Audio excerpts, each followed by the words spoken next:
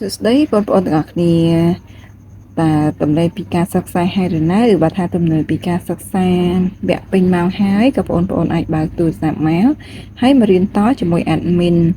ជាមួយនឹងអក្សរថ្មីដែលយើងថ្ងៃនេះសិក្សាអំពីអក្សរអីគេដែរកូនបន្ទាប់ពីអក្សរ G តើមានកូនណាដឹងអត់ចាបន្តពីអក្សរ G គឺយើងត្រូវមកសិក្សាអំពីអក្សរ A អញ្ចឹងកូនទាំងអស់គ្នាអក្សរ A ធំគឺមានរូបរាងបែបនេះចាឯតូចវិញមានរូបរាងបែបណាតោះកុំឲ្យខាតពេលយូរយើងទៅជាមួយ admin ទាំងអស់គ្នាតោះបងប្អូនត្រៀមបិចនឹងសៀវភៅឲ្យហើយមករៀនសរសេរជាមួយ admin ទាំងអស់គ្នាដើម្បីកុំឲ្យខាតពេលយូរតោះយើងចាប់ផ្ដើមចាអក្សរ A ធំគឺយើងត្រូវសរសេរគូសបន្ទាត់ពីលើចុះមកក្រោមមួយចំហៀងទៀតរក្សាបរិមាណនិងទំហំចន្លោះពណ៌ប៉ុនគ្នាណាហើយក៏គូសកណ្ដាលបែបនេះ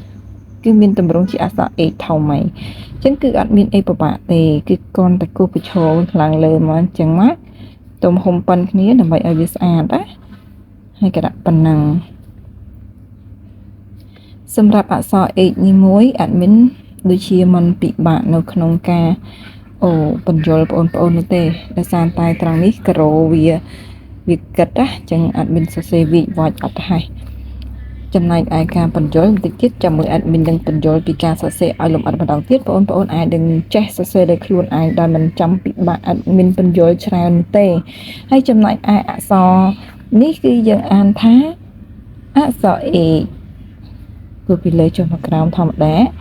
អក្សរ H ធំគឺគេសរសេរបែបនេះហើយគឺគូសបន្តពីលើចុះមកក្រោមមួយចំហៀងទៀតរក្សាបរិមាណស្មើគ្នានិងគូសកណ្ដាលបែបនេះគឺយើងអានថាអក្សរ H ធំចំណែក H តូចណាបងប្អូនគឺទី1គឺយើងគូសបន្តពីលើចុះមកក្រោមដូចគ្នាទៅនឹង H ធំដែរគ្រាន់តែថាការសរសេរគឺអត់ដូចគ្នានោះទេគឺគ្រាន់តែវាសមកបែបនេះគឺយើងកាត់ទៅជា A តូចអញ្ចឹងបងប្អូនទាំងអស់គ្នាគ្រាន់តែគូសបន្ទាត់មកបែបនេះត្រង់ណាហើយយកត្រឹមបរិមាណត្រឹមពាក់កណ្ដាលថែមជើងមកបែបនេះហើយក៏គូសចុះមកក្រោមវិញគឺយើងបាន A តូចណាអញ្ចឹងម្ដងទៀតណាក្រែងលោកបងប្អូនមើលមិនយល់ពីលើចុះមកក្រោមកាច់ត្រង់នេះជារាងកោងណា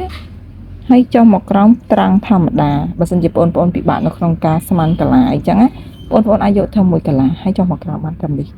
គឺចប់ណាចាំមើលម្ដងទៀតណាពីលើចុះមកក្រោមត្រឹមនេះបើបងប្អូនកោងមិនបានទេក៏បងប្អូនអាចត្រង់មកដើម្បីធ្វើយ៉ាងណាឲ្យតែមានភាពងាយស្រួលអញ្ចឹងណាអញ្ចឹង admin បញ្ជាក់ម្ដងទៀតគឺពីលើចុះមកក្រោមបែបនេះ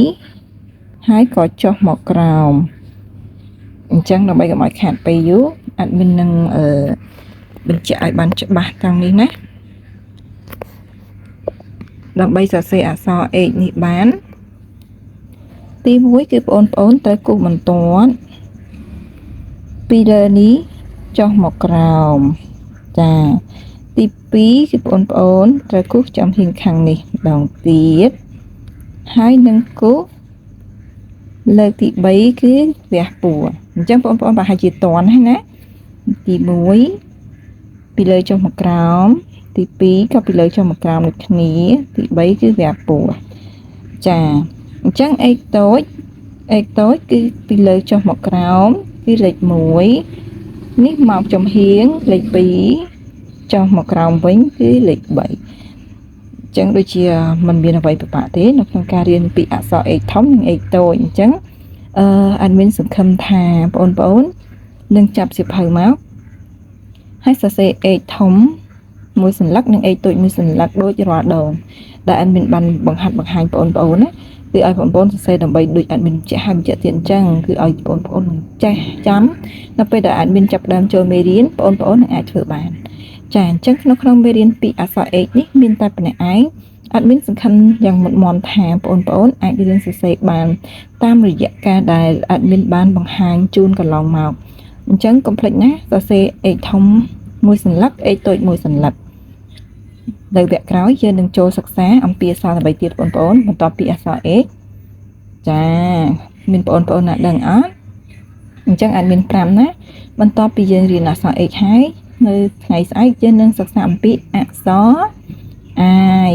អូខេអញ្ចឹងចាំជួបគ្នានៅវគ្គក្រោយបន្តទៀតបងប្អូនអរគុណជំរាបលា